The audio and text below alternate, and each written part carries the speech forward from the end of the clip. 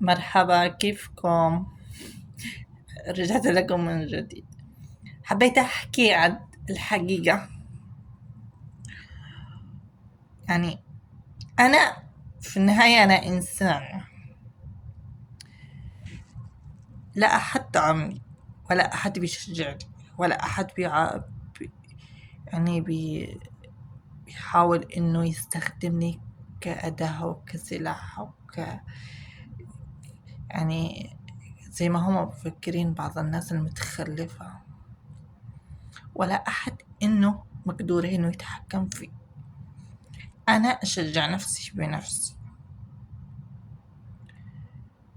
كل واحد يقول هالكلام كيف ما يحب. اللي بيقول لك السياسة أمريكية، حرب نعم، واللي يقول لك دعم إسرائيلي ودعم أمريكي ودعم.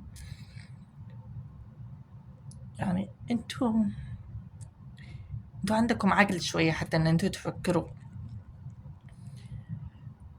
الحرية حرية مهما كانت، حرية الرأي والتعبير. كل إنسان له حقوقها الرسمية بموجب القانون الدولي، بغض الجنس والعرق أو أي فئة، كيف ما انتمى من أي فئة اجتماعية وسياسية. هاي الميليشيات الإرهابية اللي الكلب أطهر وأشرف منهم، من من يعني أقول عن واحد زعيم الحوثيين هذا كلب، قلنا عبد الملك كلب ولا كيف؟ الكلب أطهر منه وأشرف منه. لو أحط جزماتي مقارنة بين هذا اللي بتقولوا له قيادكم عبد الملك، إن جزمتي أغلى منه. شوف الإجرام لو بيوصل بيضحي بأبناء الشعب اليمني في حرب تخدم مصالحه، يعني بيعمل حاجات أمر غير قانوني. لو كان الحوثي تبعكم على حق، كان المجتمع الدولي وكل الدول اعترفت بأنه دولة، بس يظل مجرم سفاح.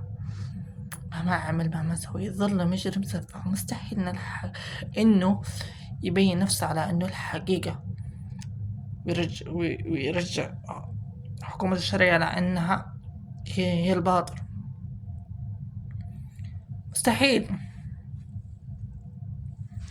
في حاجات انتوا لازم انتوا توعوها، لازم انتوا تفكروا فيها. انا قلت لكم الحرية حرية الرأي والتعبير، حقوق LGBT. يسمح لنا القانون الدولي بأن نحن المتحولين جنسيا بالحقوق الرسمية والحقوق القانونية والاجتماعية. إذا أنا لي حريتي في كل شيء، أروح أعمل اللي بحب، اللي براسي أعمله. أتحول أني كوغي، أروح أعمل اللي براسي. حرية وراح أمشي بقانون، ما راح إن أنا أتعدى قوانين حد، ولا راح إن أنا أتعدى عرف قبلي وكذا. بس اللي في قلبي هذا الميليشيا الإرهابي الذي أضرنا وأساء إلينا ودمر حياتنا وشردنا وسجننا وعذبنا وعمل الفواحش اللي فينا. زي كيف ترضوا أنتوا إن أنتم تأيدوا واحد الكلب أفضل منه بمليون درجة؟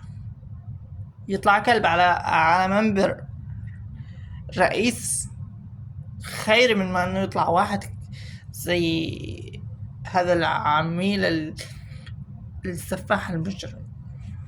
شكرا.